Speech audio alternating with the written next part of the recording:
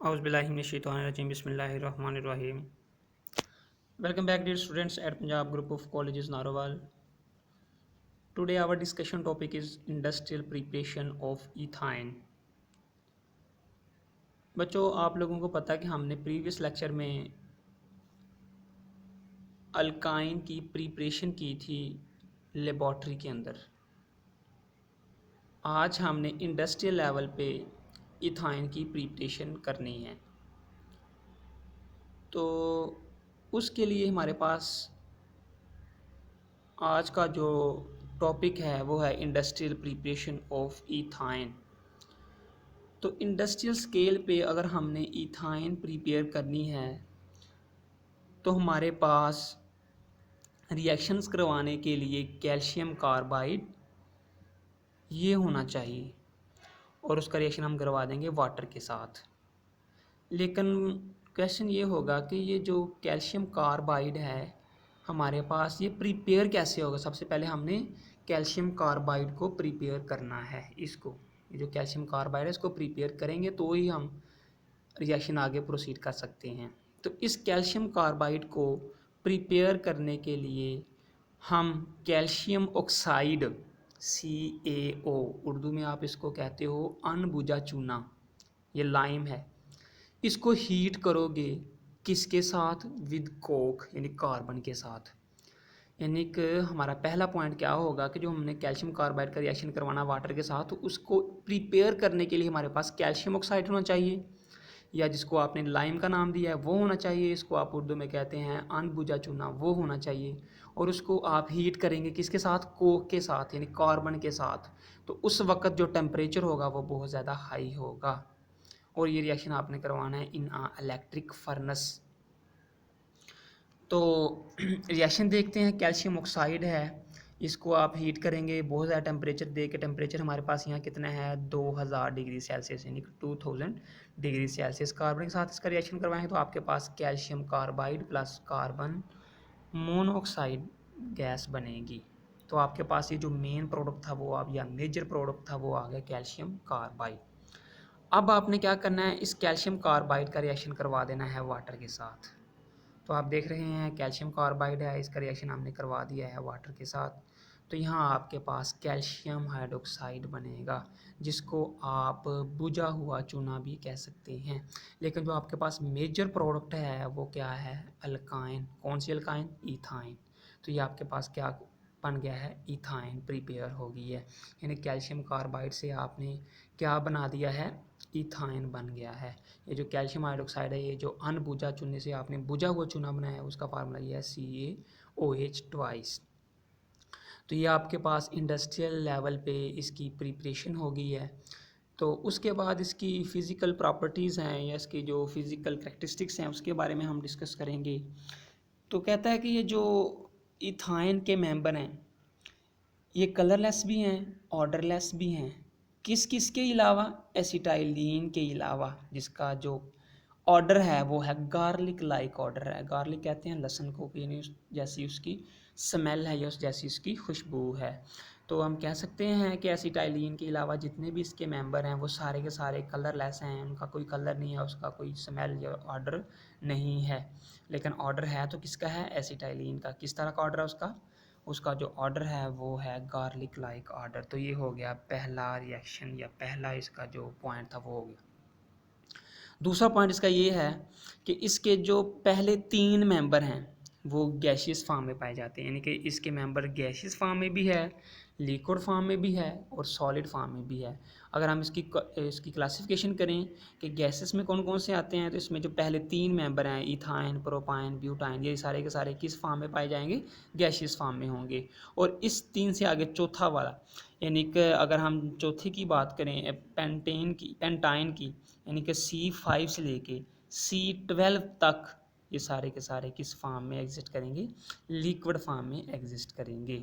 और उसके बाद थर्ड वाले की बात करें, अब C12 से अबव जितने भी ऊपर हैं, यानी कि उसका जो कार्बन नंबर है वो इंक्रीज़ करते जाएं तो उनकी जो स्टेट है वो भी चेंज होती जाएगी। तो पहले गैस था, फिर लिक्विड है, फिर अब क्या हो जाएगा?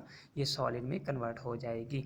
यानी कहने का मतलब ये है कि अल्काइन के जो पहले 3 मेंबर हैं वो गैशियस फॉर्म में हैं, उसके बाद जो आगे इसकी कार्बन इंक्रीज़ करते जाएं तो वो लिक्विड फॉर्म में, उससे आगे चले जाएं हायर कार्बन में जिसमें कार्बन की मिक़दार ज़्यादा होगी, तो उसमें आपके पास जो स्टेट है वो चेंज होकर सॉलिड्स में आ जाएगी। और तीसरा पॉइंट ये है कि आप लोगों को पता है कि बच्चों अगर कार्बन बढ़ती जाएंगी तो उसका जो मालिकुलर साइज़ है वो भी बढ़ता जाएगा, या मालिकुलर मैस है वो भी बढ़ता जाएगा। तो चीज़ का मैस बढ़ता जाए तो उसके मेल्टिंग और बॉइलिंग पॉइंट भी बढ़ते जाते हैं, और उसकी जो डेंसिटी है वो भी इंक्रीज़ होती जाती है। आपने फर्स्ट ईयर में एक रिलेशन पढ़ा था कि जो डेंसिटी है उसका मैस के साथ डायरेक्ट रिलेशन है, यानी कि आपने density of an ideal gases में ये जब उसका आपने फार्मूला डिराइव किया था कि D is equal to R M over इस तरह का पढ़ा था टेम्परेचर, तो वहाँ आपने रिलेशन पढ़ा था कि जो डी है डेंसिटी है वो मैस के या मालिकुलर मैस के डायरेक्टली प्रोपोर्शनल है। तो वहाँ उसका मैं कहने का मतलब क्या था कि मालिकुलर मैस बढ़ने से उसकी जो डेंसिटी है वो भी इंक्रीज़ होती जाती है। उसके बाद लास्ट एंड फोर्थ वन वाला पॉइंट है कि ये जो अल्काइन हैं ये नॉन पोलर हैं, ज़ाहिर सी बात है ये नॉन पोलर हैं तो डिज़ॉल्व भी नॉन पोलर में ही होंगी, ये पोलर में डिज़ॉल्व नहीं होगी according to like dissolve like principal.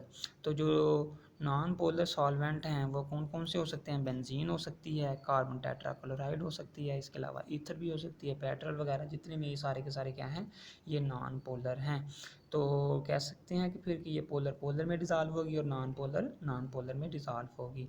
उसके बाद लास्ट वाला पॉइंट है रिएक्टिविटी ऑफ अल्काइन। अल्काइन की अगर रिएक्टिविटी की बात की जाए तो ये रिएक्टिविटी के लिहाज से क्या है इसका सीन है।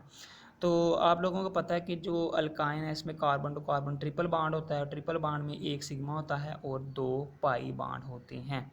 अगर हम बच्चों रिएक्टिविटी के कंपैरिजन की बात करें अल्केन अल्कीन अल्काइन की, आप आगे जाके भी इसी चैप्टर के एंड पे भी पढ़ेंगे, लेकिन मैं यहाँ आपको थोड़ा सा बताता जाऊँ कि जो अल्केन और अल्काइन है अगर इसकी रिएक्टिविटी की बात करें तो सिंपल सी बात आप लोगों को पता है कि जो अल्काइन है ये ज़्यादा रिएक्टिव है, क्योंकि अल्केन में कार्बन कार्बन सिंगल बॉन्ड है, वो सिग्मा बॉन्ड है, वो स्टेबल है, स्ट्रॉन्ग है, जिसकी वजह से अल्काइन ज़्यादा रिएक्टिव है, क्योंकि इसमें 2 पाई बॉन्ड है उसको तोड़ा जा सकता है। अगर हम अल्केन के अलावा अल्कीन और अल्काइन की बात करें, यानी कार्बन कार्बन डबल बॉन्ड और कार्बन कार्बन ट्रिपल बॉन्ड की बात करें, तो फिर जो अल्कीन है वो ज़्यादा रिएक्टिव है। इसकी वजह क्या है, क्योंकि जो अल्कीन है उसमें कार्बन कार्बन डबल बॉन्ड है, उसमें एक सिग्मा और एक पाई है, और एक पाई बॉन्ड को आसानी से तोड़ा जा सकता है, जिसकी वजह से उसकी जो रिएक्टिविटी है वो बहुत ज़्यादा है।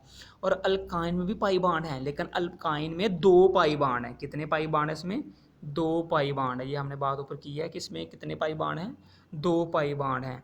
तो पहला पॉइंट आपने ये कहा था कि इसमें 2 पाई बॉन्ड आते हैं, एक सिग्मा और 2 पाई बॉन्ड आते हैं। तो इसके जो इलेक्ट्रॉन होते हैं वो लेस एक्सपोज होते हैं, यानी को इलेक्ट्रॉन को शो ही नहीं होने देता, जिसकी वजह से वो रिएक्टिव हो सके। तो फिर हम कह सकते हैं कि इसके लेस एक्सपोज होने की वजह से जो रिएक्टिविटी है वो टुवर्ड इलेक्ट्रोफिलिक रिएजेंट वो बहुत कम है। यानी कि आपने ये भी पढ़ा था इलेक्ट्रोफिलिक या न्यूक्लियोफिलिक रिएजेंट है, इलेक्ट्रोफिलिक इलेक्ट्रॉन लविंग होता है, यानी कि उसने उस तरफ जाना जहाँ इलेक्ट्रॉन होगा। इलेक्ट्रॉन का मतलब क्या है, उसके ऊपर नेगेटिव चार्ज होगा। तो इलेक्ट्रोफिलिक रिएजेंट की बात करें यहाँ तो उसकी जो रिएक्टिविटी है अल्काइन की वो बहुत कम है, क्योंकि इसके जो इलेक्ट्रॉन है वो लेस एक्सपोज होते हैं। तो अल्केन की बात करें तो अल्काइन उससे ज़्यादा रिएक्टिव है। अगर अल्कीन और अल्काइन की बात करें तो अल्कीन ज़्यादा रिएक्टिव है एज़ कम्पेयर टू अल्काइन के। इसको मज़ीद आगे आप डिस्कस करेंगे इसी चैप्टर के एंड पे जाके। तो आज का जो हमारा टॉपिक है वो कंप्लीट हुआ। तो ये जो आपने आज पढ़ा है इससे हमारे जो रिएक्शंस थे, ये प्रिपरेशंस थी अल्केन की सॉरी अल्काइन की, वो कंप्लीट हो गई है। ये आपने सारा कुछ यहाँ से डिस्कस कर लिया है। तो आज का हमारा टॉपिक कंप्लीट हुआ। I really wish you people get something from here and thank you for this time.